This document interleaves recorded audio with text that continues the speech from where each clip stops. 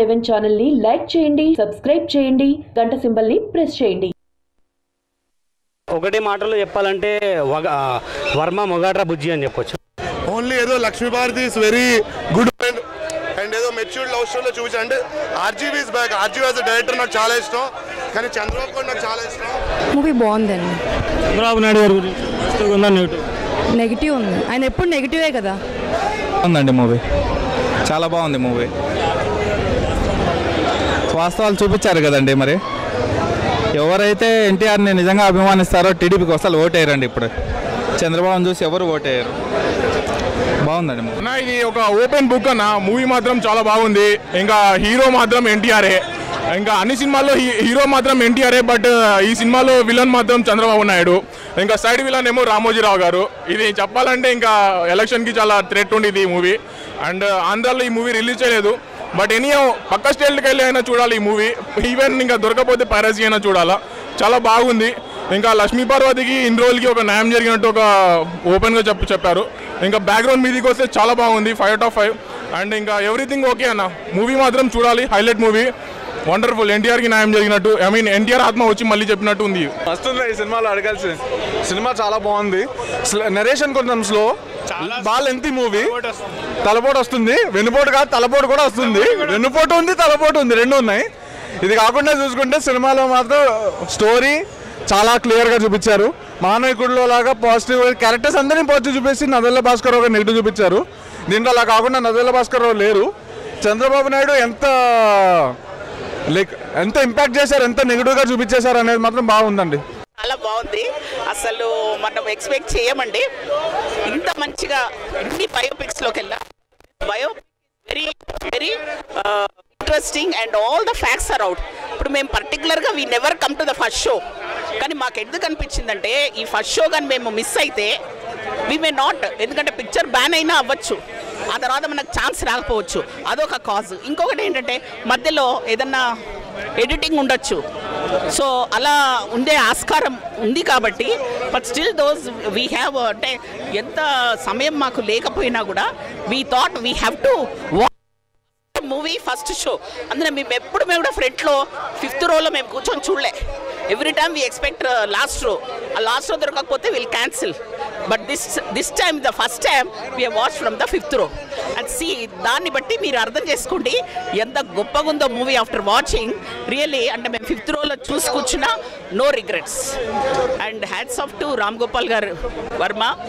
అంత ధైర్యంగా ఇంత ఎదిరించి ఇంత బాగా తీశారంటే. మీరు ఎన్టీఆర్ బయోపిక్స్లో మీరు చూస్తే ఫ్యాక్ట్స్ ఏవి లేవు దాంట్లో. అంటే ఎంతసేపు కమర్షియల్గా అట్లా చెప్పారే తప్ప ఫ్యాక్ట్స్ ఏం చూపెట్టలేదు. But now we came to ఇప్పుడు అందరూ వెన్నుపోటు అని అన్నారే తప్ప we don't know in detail what happened. ఇప్పుడుండే యంగ్స్టర్స్కి, ఇప్పుడు మాలాంటి వాళ్ళకంటే తెలుసు, ఇప్పుడుండే జనరేషన్కి తెలియదు కదండి. ఆ వైస్రాయ్ల ఎమ్మెల్యేలను ఎట్లా సమకూర్చుకున్నారు, ఎట్లా ఆయనని పదవీచ్యుతులు చేశారు, ఇవన్నీ ఉన్నాయి. తర్వాత ఫ్యామిలీ మెంబర్స్ని ఎట్లా తన వైపు డైవర్ట్ చేసుకున్నాడు.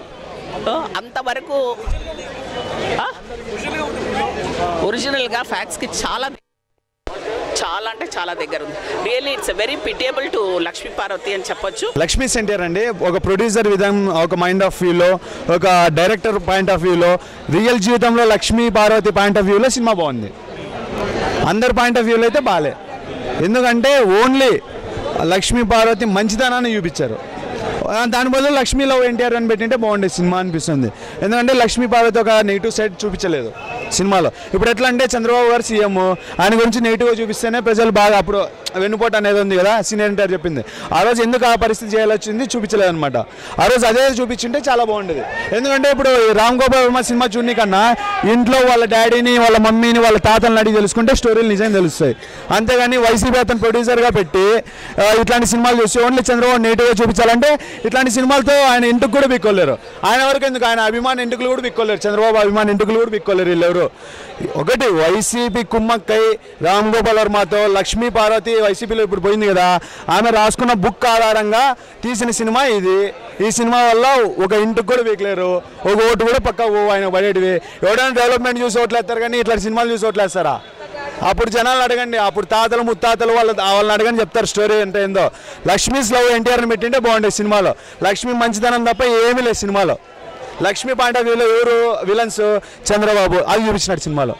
ఏపీలో నెగిటివ్ ఏందవుతుందండి, అప్పుడే అవ్వలేదంట, ఇప్పుడు అవుతుందా? ఆయన చనిపోయిన తర్వాత చంద్రబాబు సీఎం చేసిండంట లక్ష్మీపార్వతి గురించి కనుక్కొని. పట్టాల్లో అయితేనే వచ్చి చంద్రబాబు పక్కన ఆయన అన్నాడు, ఆయన నిజాయితీ ఉంటాడని లక్ష్మీపార్వతి గురించి తెలిసి. అట్లాంటిది ఇప్పుడు ఈ రామ్ గోపాల్ వర్మ వైసీపీ అతను వచ్చి ఇస్తే అవుతుంది సినిమా. ఇవన్నీ వేస్ట్ అవ్వరాలు. ఇట్లాంటి సినిమాలు వేయి వచ్చినా ఆయన అభిమాన ఎంటుకలు కూడా బిక్కోలేరు. చంద్రబాబు గారు అభిమాన ఎంటుకలు కూడా ఇట్లాంటి సినిమాలు వేయి రాని. ఒకటండి, సినిమా తీస్తే నెగిటివ్ సైడ్ తీయాలి. ఇప్పుడు అన్నారు మొన్న బాలకృష్ణ గారు సినిమా తీసా, ఆయనకు సపోర్ట్ చేసిన, సేమ్ అదే జరిగింది. Self goal. Lakshmi Parvathi YCP candidate, producer YCP candidate, వాళ్ళు సెల్ఫ్ గోల్ వేసుకున్నారు అంతే సినిమాతో. అప్పుడే అప్పుడు జరిగింది ఇన్సిడెంట్, అప్పుడే జరగలే అంటే ఇప్పుడు ఏం జరుగుతుంది, అది మ్యాటర్. ఓన్లీ బస్ట్ ఒకటండి, లక్ష్మీ పార్వతి ఎన్టీఆర్ జీవితంలో వచ్చి బస్ట్ పట్టించింది. ఇప్పుడు రాజకీయాల్లో బస్ట్ పట్టించాలని చూస్తున్నారు.